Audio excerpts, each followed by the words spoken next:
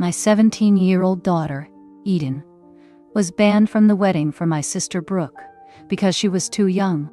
I did not argue. I only said we would not be attending. When Christmas arrived, I made one quiet change, and my whole family erupted. My name is Julia Sanders, and I am the oldest of 3 sisters. I was the helper, the babysitter, the one who handled what others avoided. Brooke was the middle sister, loud and charming, always pulling attention. Taryn was the youngest, the baby, and she escaped consequences with a smile. I cleaned up after everyone, and I learned to do it quietly.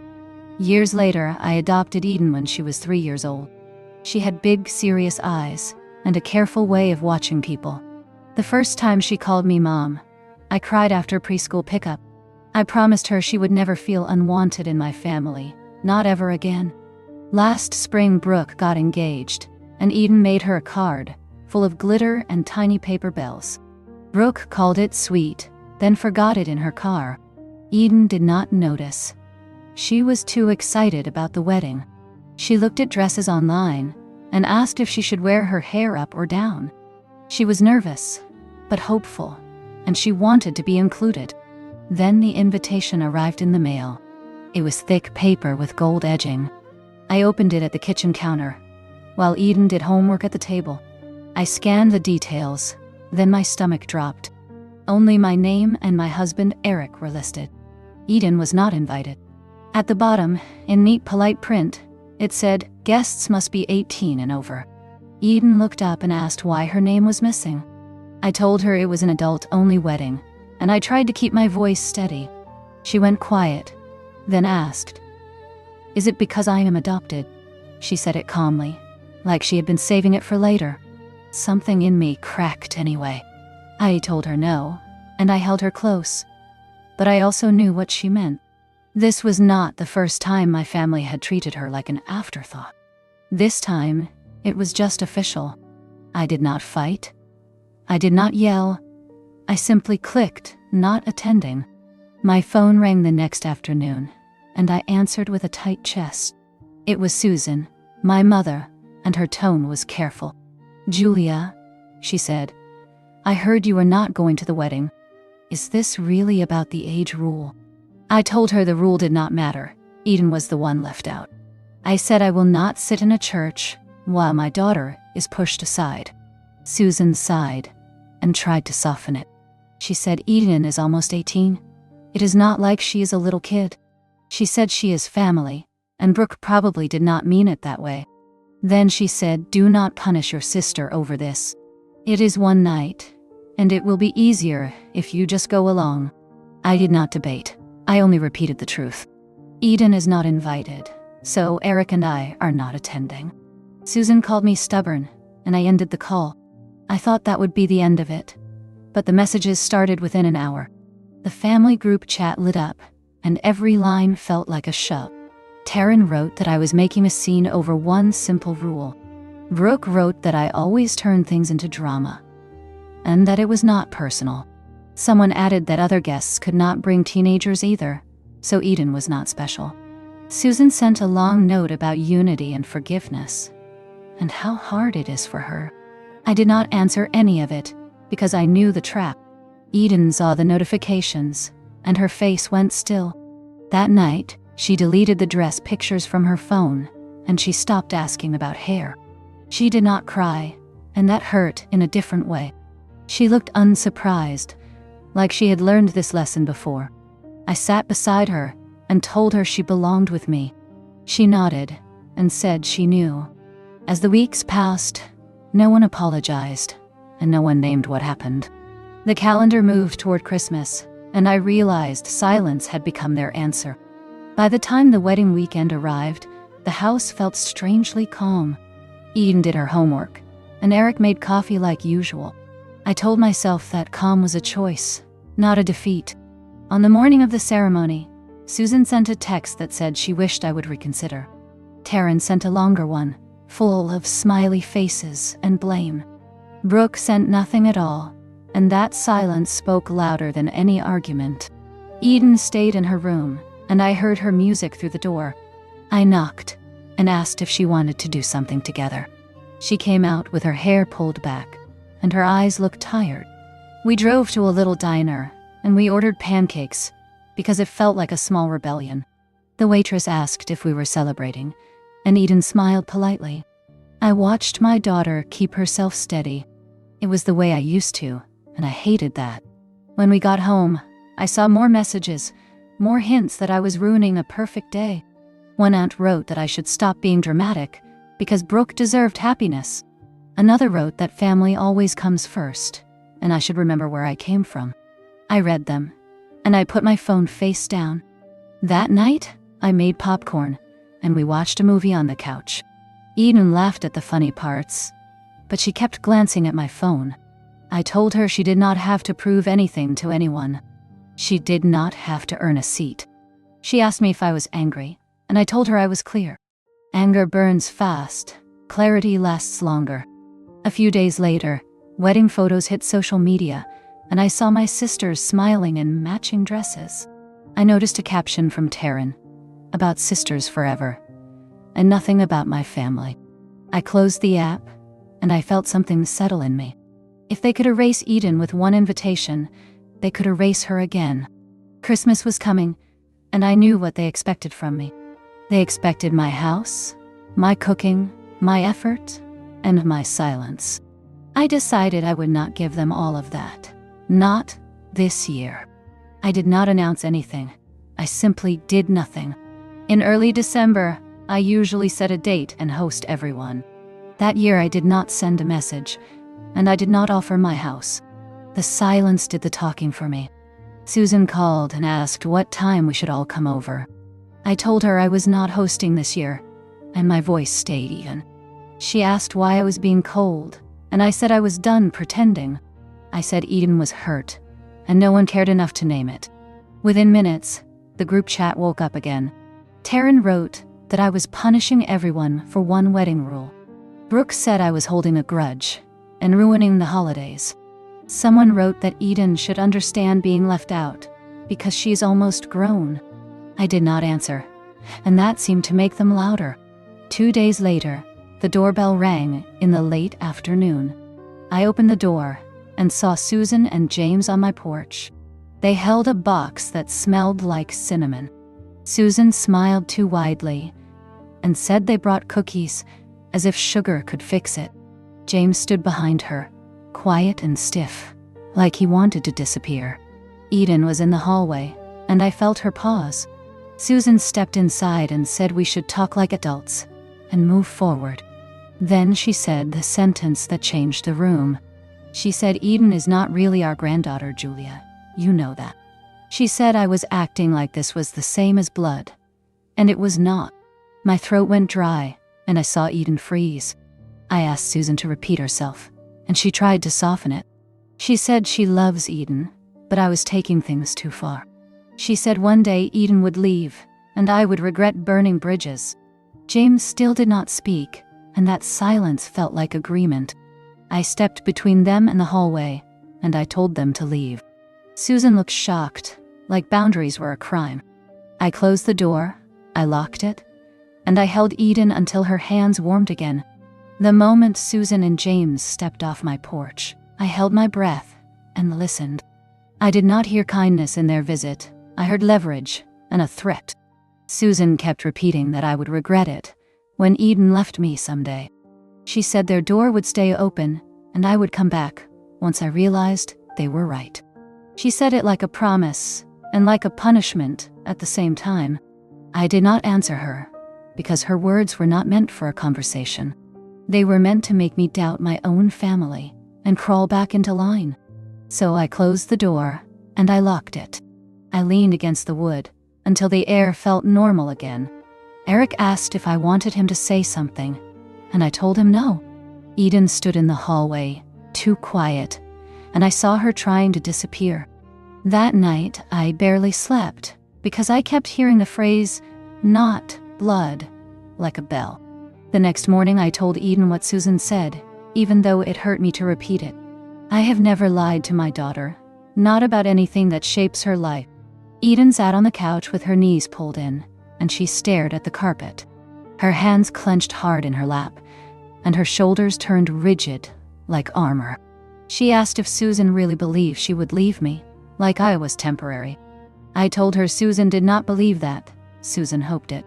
If Eden left, then I would need my birth family again, and they could own me.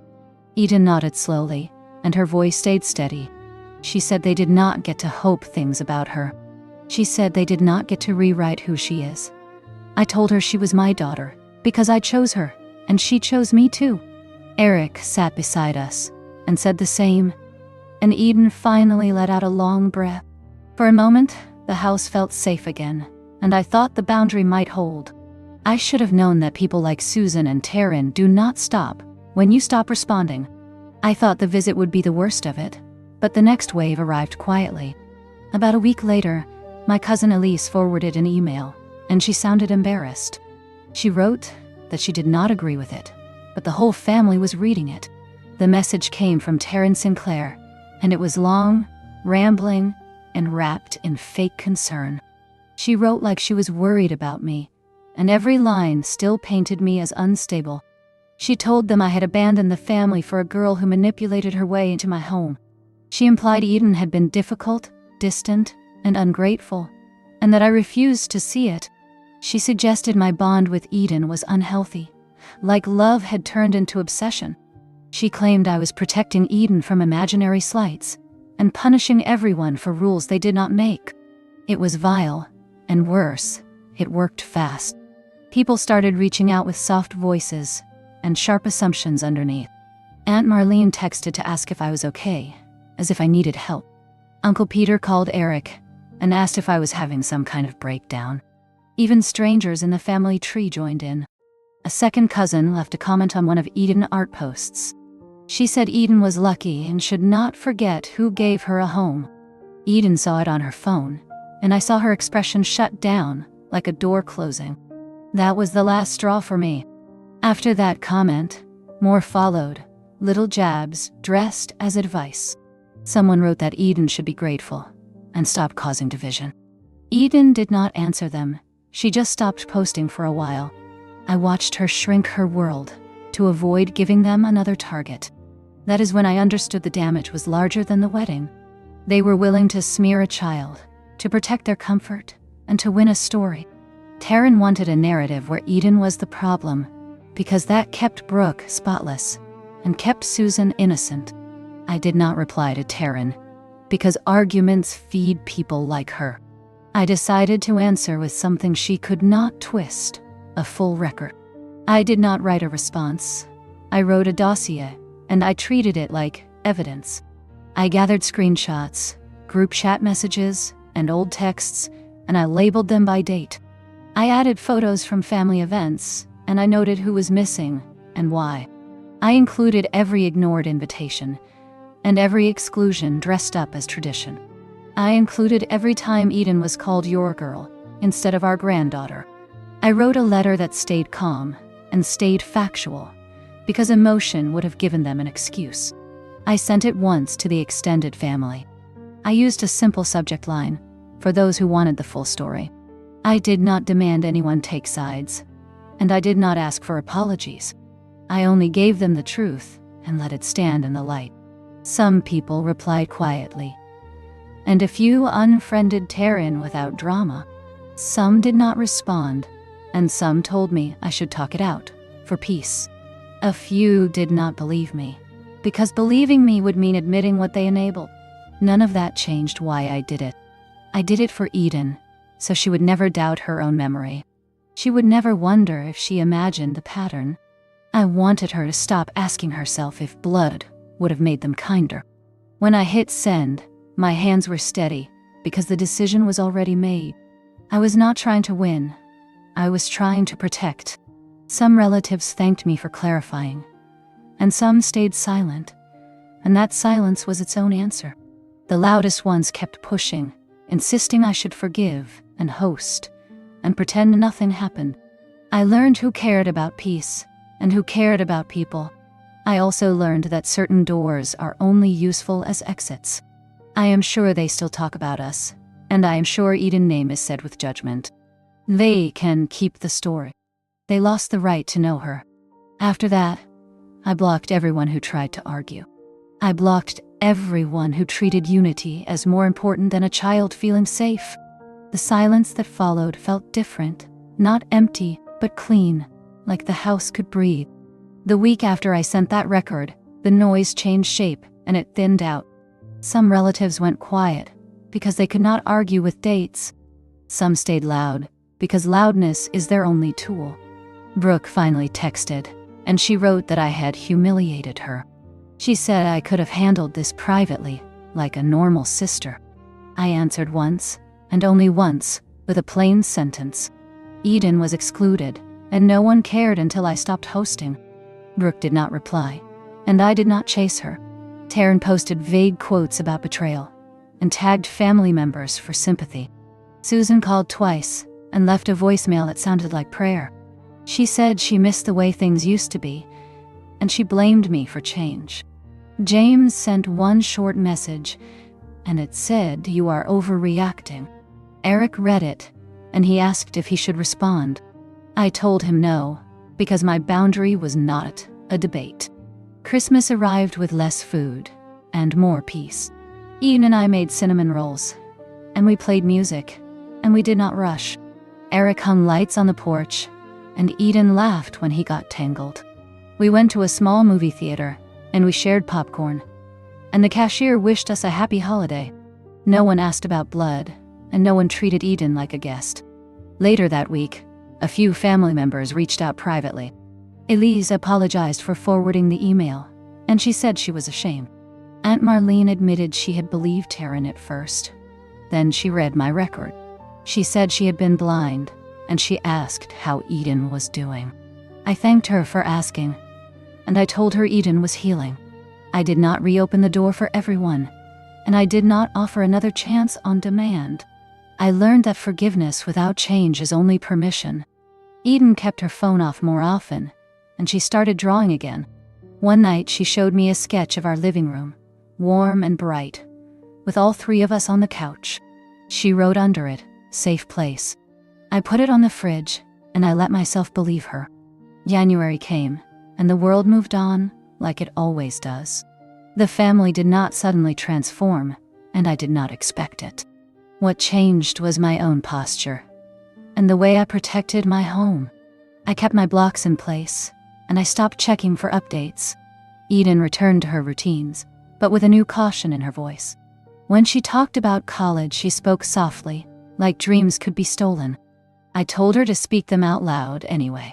She applied to art programs, and she wrote essays about resilience and chosen family. Eric helped her build a portfolio, and he stayed up late fixing a scanner. I watched my daughter claim her future with both hands.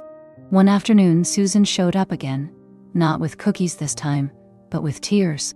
She asked to talk, and she said she was sorry for how things went. I asked her what she was sorry for, and she paused too long. She said she was sorry I felt hurt, and she was sorry the family was divided. She did not say Eden deserved better, and she did not say Brooke was wrong. I told Susan that apologies without truth do not heal anyone. Susan looked offended, and she said I was being difficult. I told her I was being clear. I said, Eden is my daughter, and she is your granddaughter, or you are not welcome here. Susan left with her chin high and her pride intact. Eden watched from the hallway, and she did not flinch this time. Later, she told me she had expected that answer, and she was glad I asked the question. In early spring, Eden received an acceptance email, and she screamed, then laughed, then cried. She got into a school she loved, with a scholarship for her art. We celebrated with takeout and sparkling cider and a messy kitchen. I realized then that my family of origin had been shrinking, while my real family was growing stronger. The story they told about us could not touch what we built. By the end of that summer, Eden packed for college, and the house filled with boxes. She labeled everything carefully, because she likes control when life changes. The night before we drove her to campus, she asked me a question in the dark. She asked if I ever regretted choosing her, because it cost me my family. I sat up, and I told her the truth without drama. I did not lose my family. I shed people who refused to love you fully. I told her that love with conditions is not love. It is a contract. Eden reached for my hand, and she held it, like she was anchoring herself.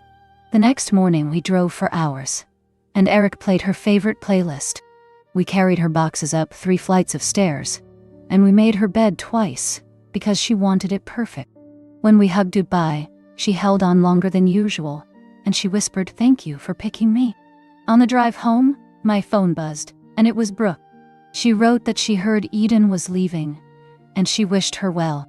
Then she added that I still owed the family an apology. I stared at the screen, and I felt nothing but distance. I did not answer, and I did not explain, and I did not negotiate. I blocked her, and I put my phone away. A few weeks later, Eden sent a picture of her first gallery wall, with her sketches taped up neatly. She wrote, "I feel like I belong here." I saved the picture, and I cried, because belonging is the whole point. People will tell you that blood is everything, but they say that when blood has always protected them. I learned something different. Family is the place where a child feels safe, even when the world is cruel. That is the only definition I need, and it is the one I will live by.